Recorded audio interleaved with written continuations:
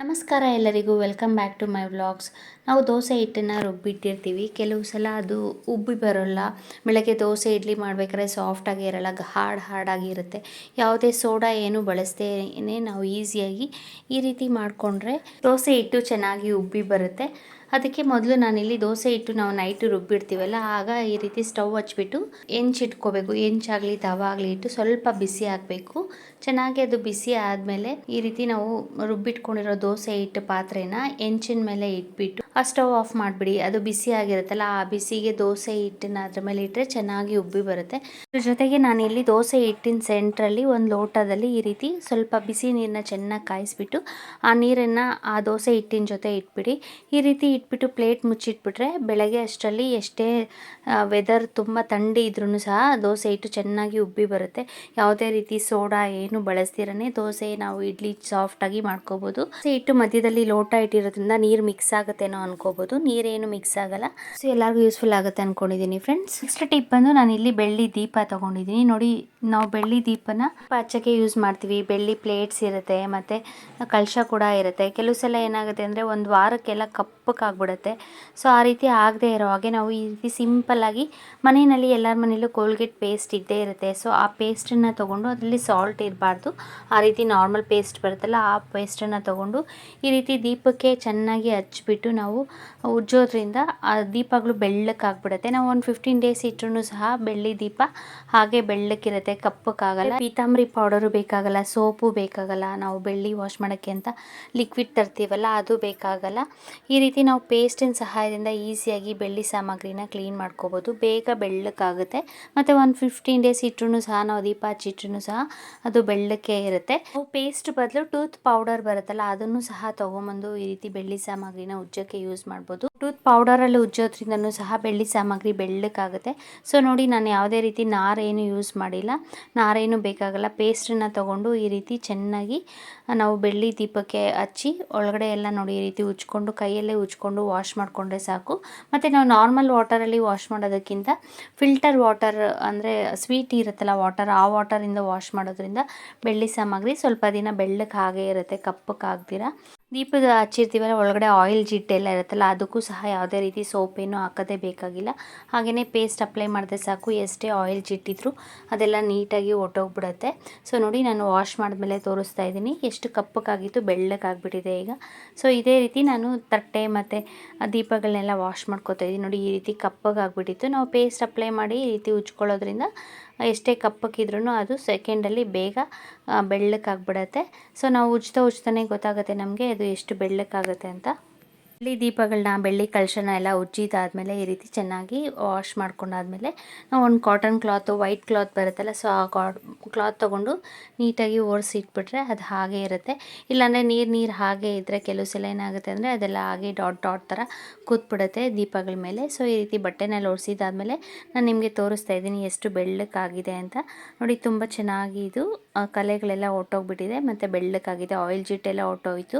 Tip ಅಂತೂ ನಾನು ಇಲ್ಲಿ ಫೇರ್ ಆ್ಯಂಡ್ ಲವ್ಲಿ ತೊಗೋತಾ ಇದ್ದೀನಿ. ಫೇರ್ ಆ್ಯಂಡ್ ಲವ್ಲಿ ಒಂದು ಸ್ವಲ್ಪ ತೊಗೊಂಡು ಈ ರೀತಿ ಒಂದು ಪ್ಲೇಟ್ಗೆ ಹಾಕ್ಕೋತಾ ಇದ್ದೀನಿ. ಇದ್ರ ಜೊತೆಗೆ ನಾನಿಲ್ಲಿ ಒಂದು ಸ್ವಲ್ಪ ಅರಿಶಿನ ಪುಡಿ ಹಾಕಿ ಮಿಕ್ಸ್ ಮಾಡ್ಕೋಬೇಕು. ಅರಿಶಿನ ಪುಡಿ ಮತ್ತು ಫೇರ್ ಆ್ಯಂಡ್ ಲವ್ಲಿ ಚೆನ್ನಾಗಿ ಅದು ಬ್ಲೆಂಡ್ ಆಗಬೇಕು, ಆ ರೀತಿ ಚೆನ್ನಾಗಿ ಮಿಕ್ಸ್ ಮಾಡ್ಕೊಳ್ಳಿ. ಈ ರೀತಿ ಮಿಕ್ಸ್ ಮಾಡಿಕೊಂಡು ಈ ಕ್ರೀಮ್ನ ನಾನಿಲ್ಲಿ ಕೈಗೆ ಅಪ್ಲೈ ಮಾಡಿ ತೋರಿಸ್ತಾ ಇದ್ದೀನಿ. ನಾವು ಫೇಸ್ಗೆ ಇದೇ ರೀತಿ ಅಪ್ಲೈ ಮಾಡಿ ಒಂದು 5 ನಿಮಿಷ ಈ ರೀತಿ ಫೇಸ್ ಫುಲ್ಲು ಮಸಾಜ್ ಮಾಡೋದ್ರಿಂದ ನಾವು ಯಾವುದೇ ರೀತಿ ಫೇಶಿಯಲ್ ಮಾಡಿಸೋ ಅವಶ್ಯಕತೆನೇ ಇರಲ್ಲ. ಫೇಶಿಯಲ್ ಮಾಡಿಸಿದಾಗ ಯಾವ ರೀತಿ ಗ್ಲೋ ಬರುತ್ತೋ ಆ ರೀತಿ ಬರುತ್ತೆ.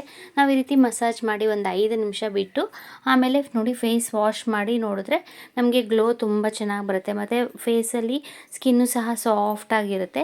ಸೊ ನೋಡಿ ಎಷ್ಟು ಚೆನ್ನಾಗಿ ಗ್ಲೋ ಬಂದಿದೆ. ನಾನು 5 ನಿಮಿಷ ಬಿಟ್ಟು ಆಮೇಲೆ ವಾಶ್ ಮಾಡಿ ತೋರಿಸ್ತಾ ಇದ್ದೀನಿ. ಸೊ ಈ ರೀತಿ ನಮಗೆ ಗ್ಲೋ ಬರುತ್ತೆ. ನಮಗೆ ಯಾವುದೇ ಫೇಶಿಯಲ್ ಕೂಡ ಅವಶ್ಯಕತೆ ಇರಲ್ಲ. ಈ ರೀತಿ ಒಂದ್ಸರಿ ಟ್ರೈ ಮಾಡಿ ನೋಡಿ ಫ್ರೆಂಡ್ಸ್. ಫೇಸು ತುಂಬ ಚೆನ್ನಾಗಿ ಗ್ಲೋ ಬರುತ್ತೆ ಮತ್ತು ಸಾಫ್ಟಾಗೂ ಇರುತ್ತೆ ಸ್ಕಿನ್ನು.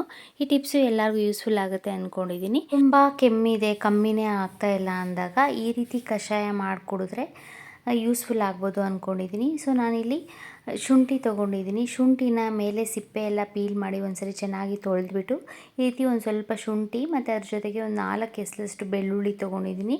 ಬೆಳ್ಳುಳ್ಳಿ ಶುಂಠಿನ ಚೆನ್ನಾಗಿ ಈ ರೀತಿ ಚಚ್ಕೋಬೇಕು. ಶುಂಠಿ ಖಾರವಾಗಿರೋದ್ರಿಂದ ಅದನ್ನು ನಾವು ಶುಂಠಿ ಕಷಾಯ ಮಾಡಿ ಕುಡಿಯೋದ್ರಿಂದ ಆ ಗಂಟ್ಲಲ್ಲಿ ಇನ್ಫೆಕ್ಷನ್ ಆಗಿರುತ್ತೆ, ಕರಕರ ಅಂತ ಇರುತ್ತಲ್ಲ, ಸೊ ಅದು ಸಹ ಕಮ್ಮಿ ಆಗುತ್ತೆ. ನಾವು ಒಂದು ಸರಿ ಮಾಡಿಕೊಡಿದ್ರೆ ಆಗಲ್ಲ. ಈ ರೀತಿ ನಾವು ವಾರದಲ್ಲಿ 1-2 ಸರಿ ನೈಟ್ ಮಲಗುವಾಗ, ಬೆಳಗ್ಗೆ ಎದ್ದಾಗ ಈ ರೀತಿ ಮಾಡಿಕೊಡಿದ್ರೆ ತುಂಬ ಒಳ್ಳೆಯದು. ಕೆಮ್ಮು ಕಮ್ಮಿ ಆಗುತ್ತೆ ಮತ್ತು ಗಂಟ್ಲು ಇನ್ಫೆಕ್ಷನ್ ಸಹ ಕಮ್ಮಿ ಆಗ್ತಾ ಬರುತ್ತೆ. ಸೊ ಇದ್ರ ಜೊತೆಗೆ ನಾನಿಲ್ಲಿ ನಿಂಬೆಹಣ್ಣು ತೊಗೊಂಡಿದ್ದೀನಿ. ನಾನಿಲ್ಲಿ ಒಂದು ಅರ್ಧ ನಿಂಬೆಹಣ್ಣು ಬಳಸ್ತಾ ಇದ್ದೀನಿ. ಅರ್ಧ ಅಥವಾ ಕಾಲು ನಿಂಬೆಹಣ್ಣಾದರೂ ಸಾಕು. ನಾವು ಚಚ್ಕೊಂಡಿರೋ ಬೆಳ್ಳುಳ್ಳಿ, ಶುಂಠಿ, ನಿಂಬೆಹಣ್ಣನ್ನು ಈ ರೀತಿ 1 ಲೋಟ ನೀರನ್ನು ನಾವು ಬಿಸಿ ಮಾಡೋಕ್ಕಿಟ್ಟು, ಆ ನೀರು ಚೆನ್ನಾಗಿ ಕುದ್ದು ಅರ್ಧ ಲೋಟಕ್ಕೆ ಬರಬೇಕು. ಆ ರೀತಿ ಆಗೋವರೆಗೂ ನಾವು ಚೆನ್ನಾಗಿ ಕಾಯಿಸ್ಕೋಬೇಕು. ಸೊ ಇದ್ರ ಜೊತೆಗೆ ನಾನಿಲ್ಲಿ ಮೆಣಸು ಒಂದು ಸ್ವಲ್ಪ ತೊಗೊಂಡಿದ್ದೀನಿ. ಒಂದು ಚಿಕ್ಕ ಸ್ಪೂನಷ್ಟು ಮೆಣಸು ತೊಗೊಂಡು ಆ ಮೆಣಸನ್ನು ಸಹ ಆ ನೀರಲ್ಲಿ ಹಾಕ್ಕೋಬೇಕು. ಮೆಣಸು, ಬೆಳ್ಳುಳ್ಳಿ, ಶುಂಠಿ ಮತ್ತು ನಿಂಬೆಹಣ್ಣು ಚೆನ್ನಾಗಿ ಒಂದು 5 ನಿಮಿಷ ಚೆನ್ನಾಗಿ ಕುದಿಸ್ಕೋಬೇಕು. ಕುದಿಸ್ಕೊಂಡಾದಮೇಲೆ ನಾವು 1 ಲೋಟ ನೀರು ಹಾಕಿರೋದು ಅರ್ಧ ಲೋಟಕ್ಕೆ ಬರಬೇಕು. ಆಗೋವರೆಗೂ ಚೆನ್ನಾಗಿ ಕುದಿಸ್ಕೊಂಡು ಇದನ್ನು ಸ್ಟವ್ ಆಫ್ ಮಾಡ್ಕೋಬೇಕು. ಇದನ್ನು ಯಾರಿಗೆ ನೆಗಡಿ, ಕೆಮ್ಮು ಇರುತ್ತೆ, ಕೆಮ್ಮು ಅಂದರೆ ಗಂಟಲು ನೋವು ಮತ್ತು ತುಂಬ ಕೆಮ್ಮಿರುತ್ತಲ್ಲ, ಅವರು ಕುಡಿಯೋದ್ರಿಂದ ಕೆಮ್ಮು ಕಮ್ಮಿ ಆಗ್ತಾ ಬರುತ್ತೆ, ರಿಲೀಫ್ ಆಗುತ್ತೆ, ನಮಗೆ ಗಂಟಲು ನೋವು ಕಮ್ಮಿ ಆಗುತ್ತೆ. ಸೊ ನೀವು ಟ್ರೈ ಮಾಡಿ ನೋಡಿ ಫ್ರೆಂಡ್ಸ್. ಈ ಕಷಾಯ ಮಾಡಿ ಕುಡಿದು ನೋಡಿ. ಲಾಸ್ಟಲ್ಲಿ ನಾವು ಸ್ಟವ್ ಆಫ್ ಮಾಡಿಕೊಂಡು ಇದಕ್ಕೆ ಒಂದು ಸ್ವಲ್ಪ ಅರಿಶಿನ ಪುಡಿ ಹಾಕಿ ಒಂದು 5 ನಿಮಿಷ ಪ್ಲೇಟ್ ಮುಚ್ಚಿ ಹಾಗೆ ಬಿಟ್ಬಿಡಿ. ಆಮೇಲೆ ನಾವು ಒಂದು 5 ನಿಮಿಷ ಆದಮೇಲೆ ಈ ರೀತಿ ಸೋಚ್ಕೊಂಡು ಸ್ವಲ್ಪ ಬಿಸಿ ಬಿಸಿ ಇದ್ದಾಗ ಈ ಕಷಾಯನ ನಾವು ಒಂದೇ ಸರಿ ಕುಡಿದಿರ, ಬೆಳಗ್ಗೆ ಒಂದು ಸ್ವಲ್ಪ, ನೈಟು ಮಲಗುವಾಗ ಒಂದು ಸ್ವಲ್ಪ ಕುಡಿಯೋದ್ರಿಂದ ಗಂಟಲು ನೋವು ಕಮ್ಮಿ ಆಗುತ್ತೆ ಮತ್ತು ಕೆಮ್ಮು ಕಮ್ಮಿ ಆಗ್ತಾ ಬರುತ್ತೆ. ಯಾರಿಗೆ ಕೆಮ್ಮು ಕಮ್ಮಿ ಆಗ್ತಾನೇ ಇಲ್ಲ ಅನ್ನೋರು ಈ ರೀತಿ ಟ್ರೈ ಮಾಡಿ ನೋಡಿ. ನಾನಿಲ್ಲಿ ಒಬ್ರಿಗಾಗೋಷ್ಟು ಕಷಾಯ ಮಾಡಿದ್ದೀನಿ. ನಾವು ಜಾಸ್ತಿ ಕಷಾಯ ಮಾಡಿಕೊಂಡಾಗ ಬೆಳ್ಳುಳ್ಳಿ, ಶುಂಠಿ ಮತ್ತು ಮೆಣಸನ್ನು ಸ್ವಲ್ಪ ಜಾಸ್ತಿ ಹಾಕ್ಕೋಬೇಕಾಗುತ್ತೆ. ಈ ಟಿಪ್ಸು ಎಲ್ಲರಿಗೂ ಯೂಸ್ಫುಲ್ ಆಗುತ್ತೆ ಅಂದ್ಕೊಂಡಿದ್ದೀನಿ ಫ್ರೆಂಡ್ಸ್. ಕೆಮ್ಮಿರೋರು ಈ ರೀತಿ ಟ್ರೈ ಮಾಡಿ ನೋಡಿ. ನೆಕ್ಸ್ಟ್ ಟಿಪ್ ಬಂದು ನಾನಿಲ್ಲಿ ಡೆಟಾಲ್ ಬಾಟಲ್ ತೊಗೊಂಡಿದ್ದೀನಿ. ಈ ರೀತಿ ಡೆಟಾಲ್ ಬಾಟಲಲ್ಲಿ ಕೆಲವು ಸಲ ಏನಾಗುತ್ತೆ ಅಂದರೆ ಈ ರೀತಿ ಪ್ರೆಸ್ ಮಾಡಿದಾಗ ಲಿಕ್ವಿಡ್ ಜಾಸ್ತಿ ಬಂದುಬಿಡುತ್ತೆ. ಮಕ್ಕಳಿರೋ ಮನೆಯಲ್ಲಾದರೆ ಅವರು ಆಟ ಆಡ್ತಾ ಇರ್ತಾರೆ, ಪ್ರೆಸ್ ಮಾಡಿ ತುಂಬ ಲಿಕ್ವಿಡ್ ಬರುತ್ತೆ, ವೇಸ್ಟು ಸಹ ಆಗಿಬಿಡುತ್ತೆ. ಆ ರೀತಿ ಆಗದೆ ಇರೋ ಹಾಗೆ ನಾವು ಸಿಂಪಲ್ಲಾಗಿ ಈ ರೀತಿ ಒಂದು ರಬ್ಬರ್ ಬ್ಯಾಂಡನ್ನು ಈ ರೀತಿ ಆ ಕ್ಯಾಪ್ ಹತ್ರ ಹಾಕೋದ್ರಿಂದ ನಾವು ಪ್ರೆಸ್ ಮಾಡಿದಾಗ ಸ್ವಲ್ಪ ಲಿಕ್ವಿಡ್ ಬರೋ ಹಾಗೆ ಮಾಡ್ಕೋಬೋದು. ಅದು ಸ್ವಲ್ಪ ಟೈಟಾಗಿ ಕೂರೋದ್ರಿಂದ ನಾವು ಈ ರೀತಿ ಪ್ರೆಸ್ ಮಾಡಿದಾಗ ನಮಗೆ ಸ್ವಲ್ಪ ಲಿಕ್ವಿಡ್ ಬರುತ್ತೆ, ಜಾಸ್ತಿ ಲಿಕ್ವಿಡ್ ಬರಲ್ಲ. ಆವಾಗ ಹ್ಯಾಂಡ್ ವಾಶ್ ಲಿಕ್ವಿಡು ವೇಸ್ಟ್ ಆಗಲ್ಲ, ನಾವು ಸ್ವಲ್ಪ ತೆಗೆದು ಯೂಸ್ ಮಾಡ್ಬೋದು ಫ್ರೆಂಡ್ಸ್. ಸೊ ನೋಡಿ, ನಾನು ಪ್ರೆಸ್ ಮಾಡಿ ತೋರಿಸ್ತಾ ಇದ್ದೀನಿ. ಸೊ ಈ ರೀತಿ ರಬ್ಬರ್ ಬ್ಯಾಂಡ್ ಹಾಕೋದ್ರಿಂದ ಸ್ವಲ್ಪ ನಾವು ಪ್ರೆಸ್ ಮಾಡಿದಾಗ ಸ್ವಲ್ಪ ಲಿಕ್ವಿಡ್ ಬರುತ್ತೆ. ಚಿಕ್ಕ ಮಕ್ಕಳಿರೋರ ಮನೆಯಲ್ಲಾದರೂ ಕಂಪಲ್ಸರಿ ಈ ರೀತಿ ಮಾಡಲೇಬೇಕು, ಇಲ್ಲಾಂದರೆ ಅವ್ರು ತುಂಬ ವೇಸ್ಟ್ ಮಾಡಿಬಿಡ್ತಾರೆ ಲಿಕ್ವಿಡ್ನ. ನಾವು ಈ ರೀತಿ ಸಾಗು ಮಾಡಿದ್ರೆ ಇದು ದೋಸೆಗೆ, ಚಪಾತಿಗೆ ಎಲ್ಲ ಸೂಪರಾಗಿರುತ್ತೆ. ಇವಾಗ ಹಸಿ ಬಟಾಣಿ ಸೀಸನ್ ಆಗಿರೋದ್ರಿಂದ ಬಟಾಣಿನ ಸಿಪ್ಪೆ ಸುಲಿದು ನಾನು ಒಂದು ಬಟ್ಲಲ್ಲಿ ಹಾಕಿ ಇಟ್ಕೊಂಡಿದ್ದೆ. ಇದೊಂದು ಅರ್ಧ kg ಅಷ್ಟು ಹಸಿ ಬಟಾಣಿ ಇದೆ. ಹಸಿ ಬಟಾಣಿ ಹಾಕೋದ್ರಿಂದ ಟೇಸ್ಟು ತುಂಬ ಚೆನ್ನಾಗಿರುತ್ತೆ ಮತ್ತು ಬೇಗನೂ ಸಹ ಬೆಂದ್ಬಿಡುತ್ತೆ. ಸೊ ಇದ್ರ ಜೊತೆಗೆ ನಾನಿಲ್ಲಿ ಬೀನ್ಸು, ಕ್ಯಾರೆಟು, ಒಂದು ಆಲೂಗಡ್ಡೆ, ಈರುಳ್ಳಿನ ಕಟ್ ಮಾಡಿ ಇಟ್ಕೊಂಡಿದ್ದೀನಿ ಸಾಗುಗೆ ಅಂತ.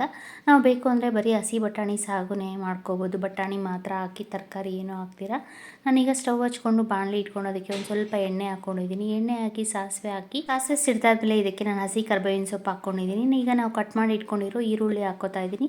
ನೀವು ಬೇಕು ಅಂದರೆ ಒಗ್ಗರಣೆಗೆ ಒಂದು ಸ್ವಲ್ಪ ಚಕ್ಕೆ, ಲವಂಗ ಹಾಕ್ಕೋಬೋದು, ಅದು ಆಪ್ಷನಲ್ಲು, ಬೇಕಾದರೆ ಹಾಕ್ಕೋಬೋದು, ಇಲ್ಲಿ ಹಾಗೇನೂ ಸಹ ಮಾಡ್ಕೋಬೋದು. ಇಲ್ಲಿ ನಾನು ಈರುಳ್ಳಿ ಒಂದು ಸ್ವಲ್ಪ ಲೈಟ್ ಬ್ರೌನ್ ಕಲರ್ ಆಗೋವರೆಗೂ ಫ್ರೈ ಮಾಡ್ಕೋತಾ ಇದ್ದೀನಿ. ಅದ್ರ ಜೊತೆಗೆ ಮನೆಯಲ್ಲಿ ಯಾವ ತರಕಾರಿ ಇದ್ದರೆ ಆ ತರಕಾರಿ ಎಲ್ಲ ಹಾಕಿ ನಾವು ಈ ರೀತಿ ಸಾಗು ಮಾಡಿಕೊಂಡ್ರೆ ದೋಸೆಗೆ, ಚಪಾತಿಗೆ, ಪೂರಿಗೆ ಎಲ್ಲ ತುಂಬ ಚೆನ್ನಾಗಿರುತ್ತೆ. ಬೆಳ್ಳುಳ್ಳಿ, ಶುಂಠಿ ಏನು ಬಳಸೋದೇ ಇಲ್ಲ ಇದಕ್ಕೆ. ಈರುಳ್ಳಿ ಈಗ ಫ್ರೈ ಆಗಿದೆ. ಈರುಳ್ಳಿ ಫ್ರೈ ಆಗಿರೋದ್ರ ಜೊತೆಗೆ ನಾನಿಲ್ಲಿ ಕಟ್ ಮಾಡಿ ಇಟ್ಕೊಂಡಿರೋ ತರಕಾರಿನ ಒಂದ್ಸರಿ ತೊಳೆದು ಹಾಕ್ಕೋತಾ ಇದ್ದೀನಿ. ನಾನಿಲ್ಲಿ ಬೀನ್ಸು, ಕ್ಯಾರೆಟು ಮತ್ತು ಆಲೂಗಡ್ಡೆ ತೊಗೊಂಡಿದ್ದೀನಿ. ನಾವು ಬೇಕು ಅಂದರೆ ಹೂಕೋಸಿದ್ರೆ ಹೂಕೋಸು ಹಾಕ್ಕೋಬೋದು, ನವಿಲುಕೋಸಿದ್ರೆ ನವಿಲುಕೋಸು ಕೂಡ ಕಟ್ ಮಾಡಿ ಹಾಕ್ಕೊಂಡ್ರೆ ಟೇಸ್ಟು ತುಂಬ ಚೆನ್ನಾಗಿರುತ್ತೆ. ತರಕಾರಿ ಏನು ಹಾಕ್ದಿರ ಬರೀ ಬಟಾಣಿನೂ ಹಾಕಿನೂ ಸಹ ನಾವು ಸಾಗು ಮಾಡ್ಕೋಬೋದು. ಈಗ ತರಕಾರಿನೆಲ್ಲ ಒಂದು ಸ್ವಲ್ಪ ಹೊತ್ತು ಆಯಿಲಲ್ಲಿ ಫ್ರೈ ಮಾಡಿಕೊಂಡು ಅದ್ರ ಜೊತೆಗೆ ನಾನಿಲ್ಲಿ ಬಟಾಣಿ ಹಾಕ್ಕೋತಾ ಇದ್ದೀನಿ. ಹಸಿ ಬಟಾಣಿ ನಾವು ನೆನೆಸ್ಬಿಟ್ಟು ಒಣ ಬಟಾಣಿ ಸಾಗು ಮಾಡೋದಕ್ಕಿಂತ ಈ ರೀತಿ ಹಸಿ ಬಟಾಣಿ ಸಿಕ್ಕಿದಾಗ ಹಸಿ ಬಟಾಣಿಯಿಂದ ಮಾಡ್ಕೊಳ್ಳೋದ್ರಿಂದ ಬಟಾಣಿನೂ ಬೇಗ ಬೇಯುತ್ತೆ ಮತ್ತು ಟೇಸ್ಟು ಸಹ ತುಂಬ ರುಚಿಯಾಗಿರುತ್ತೆ. ಈಗ ಬಟಾಣಿ ಮತ್ತು ತರಕಾರಿನೆಲ್ಲ ಒಂದು ಸ್ವಲ್ಪ ಹೊತ್ತು ಆಯಿಲಲ್ಲಿ ಹುರ್ಕೋಬೇಕು. ಆಯಿಲಲ್ಲಿ ತರಕಾರಿ ಒಂದು ಸ್ವಲ್ಪ ಹೊತ್ತು ಹುರ್ಕೊಳ್ಳೋಷ್ಟರಲ್ಲಿ ನಾನಿಲ್ಲಿ ಇದಕ್ಕೆ ಮಸಾಲೆ ರೆಡಿ ಮಾಡ್ಕೋತಾ ಇದ್ದೀನಿ. ಇದಕ್ಕೆ ನಾನಿಲ್ಲಿ ಒಂದು ಅರ್ಧ ಚಿಪ್ಪಷ್ಟು ಹಸಿ ಕೊಬ್ಬರಿ ತೊಗೊಂಡಿದ್ದೀನಿ. ಹಸಿ ಕೊಬ್ಬರಿ ಹಾಕೋದ್ರಿಂದ ಟೇಸ್ಟು ತುಂಬ ಚೆನ್ನಾಗಿರುತ್ತೆ. ಹಸಿ ಕೊಬ್ಬರಿ ಜೊತೆಗೆ ನಾನಿಲ್ಲಿ ಒಂದು 2 ಸ್ಪೂನಷ್ಟು ಬಿಳಿ ಎಳ್ಳು ಹಾಕ್ಕೋತಾ ಇದ್ದೀನಿ. ಎಳ್ಳನ್ನು ನಾವು ಹುರಿದು ಆದರೂ ಹಾಕ್ಕೋಬೋದು, ಇಲ್ಲಾಂದರೆ ಹಾಗೇನೂ ಸಹ ಹಾಕ್ಕೋಬೋದು. ಈಗ ನಾನು ಒಂದು 4 ಏಲಕ್ಕಿ ಹಾಕ್ಕೋತಾ ಇದ್ದೀನಿ. ಏಲಕ್ಕಿ ಹಾಕೋದ್ರಿಂದ ಡೈಜೆಷನ್ ತುಂಬ ಚೆನ್ನಾಗಿರುತ್ತೆ ಮತ್ತು ಟೇಸ್ಟು ಸಹ ತುಂಬ ರುಚಿಯಾಗಿರುತ್ತೆ, ಗಮ್ ಅಂತ. ಜೀರಿಗೆ ಹಾಕ್ಕೊಂಡಾದ್ಮೇಲೆ ಇದನ್ನು ನುಣ್ಣಕ್ಕೆ ರುಬ್ಕೋಬೇಕು. ಇಷ್ಟು ಹಾಕ್ಕೊಂಡ್ರೆ ಸಾಕು, ಯಾವುದೇ ರೀತಿ ಬೆಳ್ಳುಳ್ಳಿ ಶುಂಠಿ ಏನೂ ಬೇಕಾಗಿಲ್ಲ. ಚಕ್ಕೆ ಲವಂಗನೂ ಸಹ ಹಾಕ್ಕೊಳ್ಳೋದು ಬೇಡ, ಇಷ್ಟಿದ್ರೆ ಸಾಕು. ಟೇಸ್ಟ್ ತುಂಬ ರುಚಿಯಾಗಿರುತ್ತೆ. ಮನೆಯಲ್ಲಿ ಫ್ರೆಶ್ ಕ್ರೀಮ್ ಇದ್ದರೆ ಫ್ರೆಶ್ ಕ್ರೀಮನ್ನು ಸಹ ನಾವು ಲಾಸ್ಟಲ್ಲಿ ಹಾಕ್ಕೋಬೋದು. ಫ್ರೆಶ್ ಕ್ರೀಮ್ ಇಲ್ಲ ಅಂದರೆ ನಾವು ಹಾಲಿನ ಕಾಯಿಸಿರ್ತೀವಲ್ಲ ಕೆನೆ, ಆ ಕೆನೆನ ಹಾಕೋದ್ರಿಂದ ಟೇಸ್ಟ್ ತುಂಬ ರುಚಿಯಾಗಿರುತ್ತೆ. ಸೊ ನೋಡಿ, ಮಸಾಲೆ ರುಬ್ಕೊಂಡಿದ್ದಾಗಿದೆ. ತರಕಾರಿ ಒಂದು ಸ್ವಲ್ಪ ಹೊತ್ತು ನಾನು ಹುರ್ಕೊಂಡಿದ್ದಾಗಿದೆ. ಹುರ್ಕೊಂಡಿದ್ದಾದಮೇಲೆ ಈ ರೀತಿ ನಾವು ರುಬ್ಕೊಂಡಿರೋ ಮಸಾಲೆ ಹಾಕಿ ತರಕಾರಿ ಜೊತೆ ಮಸಾಲೆನ ಮಿಕ್ಸ್ ಮಾಡ್ಕೋಬೇಕು. ಕೊಬ್ಬರಿ ರುಬ್ಕೊಳ್ಳುವಾಗ ಬೇಕು ಅಂದರೆ ಹಸಿಮೆಣಸಿನ್ಕಾಯಿನ ಹಾಕಿ ಖಾರಕ್ಕೆ ರುಬ್ಕೋಬೋದು. ನಾನಿಲ್ಲಿ ಹಸಿಮೆಣಸಿನ್ಕಾಯಿ ಹಾಕೋತಾ ಇಲ್ಲ, ಒಂದು 2 ಸ್ಪೂನಷ್ಟು ಬರೀ ಖಾರದ ಪುಡಿ ಹಾಕೋತಾ ಇದ್ದೀನಿ. ಖಾರದ ಪುಡಿ ಹಾಕಿ ಚೆನ್ನಾಗಿ ಮಿಕ್ಸ್ ಮಾಡ್ಕೋಬೇಕು. ಹಸಿಮೆಣಸಿನ್ಕಾಯಿ ಹಾಕಿದ್ರೆ ಟೇಸ್ಟು ಇನ್ನೂ ತುಂಬ ರುಚಿಯಾಗಿರುತ್ತೆ. ನಾನಿಲ್ಲಿ ಹಸಿಮೆಣಸಿನ್ಕಾಯಿ ಬಳಸ್ತಾ ಇಲ್ಲ. ಪುಡಿ ಹಾಕೊಂಡಾದ್ಮೇಲೆ ನಾನಿಲ್ಲಿ ಮಿಕ್ಸಿ ಜಾರಲ್ಲಿ ಸ್ವಲ್ಪ ಮಸಾಲೆ ಇತ್ತು, ಅದಕ್ಕೆ ನಾನಿಲ್ಲಿ ಒಂದು ಸ್ವಲ್ಪ ನೀರು ಹಾಕಿ ಮಿಕ್ಸ್ ಮಾಡಿ ಹಾಕೋತಾ ಇದ್ದೀನಿ. ತುಂಬ ಗಟ್ಟಿಯಾಗಿರೋದ್ರಿಂದ ಸಾಕು, ನಾನು ಇನ್ನೊಂದು ಸ್ವಲ್ಪ ನೀರು ಹಾಕಿ ತರಕಾರಿನ ಬೇಯಿಸ್ಕೊತಾ ಇದ್ದೀನಿ. ನಾವು ತರಕಾರಿನ ಎಣ್ಣೆಯಲ್ಲಿ ಹುರ್ಕೊಂಡಿರೋದ್ರಿಂದ ತರಕಾರಿ ಬೇಗ ಬೆಂದ್ಬಿಡುತ್ತೆ. ಒಂದು 5 ನಿಮಿಷ ಬೇಯಿಸ್ಕೊಂಡ್ರೆ ಸಾಕು. ಬಟಾಣಿ ಹಸಿ ಬಟಾಣಿ ಆಗಿರೋದ್ರಿಂದ ಬೇಗನೆ ಬೆಂದ್ಬಿಡುತ್ತೆ. ಈಗ ನಾನು ರುಚಿಗೆ ತಕ್ಕಷ್ಟು ಉಪ್ಪು ಹಾಕೋತಾ ಇದ್ದೀನಿ. ಉಪ್ಪು ಹಾಕಿ ಪ್ಲೇಟ್ ಮುಚ್ಚಿ ನಾವು ಇನ್ನೊಂದು ಸ್ವಲ್ಪ ನೀರು ಹಾಕಿ ಇದನ್ನು ಬೇಯಿಸ್ಕೊತಾ ಇದ್ದೀನಿ. ಸೊ ಇದು ಒಂದು 5 ನಿಮಿಷ ಬೇಯಿಸ್ಕೊಂಡಾದ್ಮೇಲೆ ನೋಡಿ, ತರಕಾರಿ ಸಾಗು ರೆಡಿಯಾಗಿದೆ. ತರಕಾರಿ ಎಲ್ಲ ಬೆಂದಿದೆ. ಇದು ಗಟ್ಟಿ ಅನಿಸಿದ್ರೆ ನಾವು ಒಂದು ಸ್ವಲ್ಪ ನೀರು ಹಾಕಿ ಒಂದು ಸ್ವಲ್ಪ ಸಾಗುನ ತಿಳಿ ಮಾಡ್ಕೋಬೋದು. ಇಲ್ಲಿ ನಾನು ಗಟ್ಟಿಯಾಗೆ ಮಾಡ್ಕೋತಾ ಇರೋದ್ರಿಂದ ಚಪಾತಿಗಾಗಿರೋದ್ರಿಂದ ಏನೂ ಹಾಕ್ಕೋತಾ ಇಲ್ಲ. ಸೊ ನೋಡಿ, ಸಾಗು ರೆಡಿಯಾಗಿದೆ, ತರಕಾರಿ ಎಲ್ಲ ಬೆಂದಿದೆ. ನೀವು ಬೇಕಾದ್ರೆ ಬಟಾಣಿನ ಒಂದ್ಸರಿ ಚೆಕ್ ಮಾಡ್ಕೋಬೋದು. ಬಟಾಣಿನ ನೋಡಿ ಈ ರೀತಿ ಚಿಕ್ಕದಾಗ ನೋಡಿ, ಫುಲ್ಲು ನುಣ್ಣಕ್ಕಾಗ್ಬಿಟ್ಟಿದೆ ಬಟಾಣಿ, ತುಂಬ ಚೆನ್ನಾಗಿ ಬೆಂದಿದೆ. ನಾವು ತುಂಬ ಹೊತ್ತು ಬೇಯಿಸೋದು ಬೇಕಾಗಿಲ್ಲ ಹಸಿ ಬಟಾಣಿ ಆಗಿರೋದ್ರಿಂದ. ಸೊ ಆಲೂಗಡ್ಡೆನೂ ನುಣ್ಣಕ್ಕಾಗ್ಬಿಟ್ಟಿದೆ. ಸೊ ಈಗ ತರಕಾರಿ ಸಾಗು ರೆಡಿಯಾಗಿದೆ. ಈ ರೀತಿ ನಾವು ಹಸಿ ಬಟಾಣಿಯಿಂದ ಸಾಗು ಮಾಡ್ಕೋಬೋದು. ಟೇಸ್ಟು ತುಂಬ ರುಚಿಯಾಗಿರುತ್ತೆ. ಸ್ಟವ್ ಆಫ್ ಮಾಡ್ಕೊಂಡಾದ್ಮೇಲೆ ಲಾಸ್ಟಲ್ಲಿ ನಾವು ಬೇಕಂದರೆ ಹಾಲಿನ ಕೆನೆ ಇದ್ದರೆ ಹಾಲಿನ ಕೆನೆ ಹಾಕಿ ಮಿಕ್ಸ್ ಮಾಡ್ಕೋಬೋದು. ಇಲ್ಲಾಂದರೆ ಗಟ್ಟಿ ಮೊಸರಿದ್ದರೆ ಅದನ್ನೇ ಒಂದು ಸ್ವಲ್ಪ ಗಟ್ಟಿ ಮೊಸರು 1 ಸ್ಪೂನು ಅಥವಾ ಒಂದು ಚಿಕ್ಕ ಕಪ್ಪಷ್ಟು ಗಟ್ಟಿ ಮೊಸರು ಹಾಕಿ ಮಿಕ್ಸ್ ಮಾಡೋದ್ರಿಂದ ಟೇಸ್ಟು ಇನ್ನೂ ಡಬಲ್ ಆಗುತ್ತೆ, ತುಂಬ ರುಚಿಯಾಗಿರುತ್ತೆ. ಹೋಟೆಲಲ್ಲಿ ಸಿಗೋ ಸಾಗು ಥರನೇ ಇರುತ್ತೆ. ಪೂರಿಗಂತೂ ತುಂಬ ರುಚಿಯಾಗಿರುತ್ತೆ, ಪೂರಿ ಚಪಾತಿಗೆ. ಸೊ ನಾನು ಮಾಡೋ ವೀಡಿಯೋಸ್ ನಿಮ್ಗೆ ಇಷ್ಟ ಆದರೆ ಪ್ಲೀಸ್ ಲೈಕ್ ಮಾಡಿ, ಶೇರ್ ಮಾಡಿ ಮತ್ತು ಸಬ್ಸ್ಕ್ರೈಬ್ ಮಾಡಿ. ಕಮೆಂಟ್ ಮಾಡಿ ಹೇಗಿದೆ ಅಂತ ತಿಳಿಸಿ. Thank you. Thanks for watching.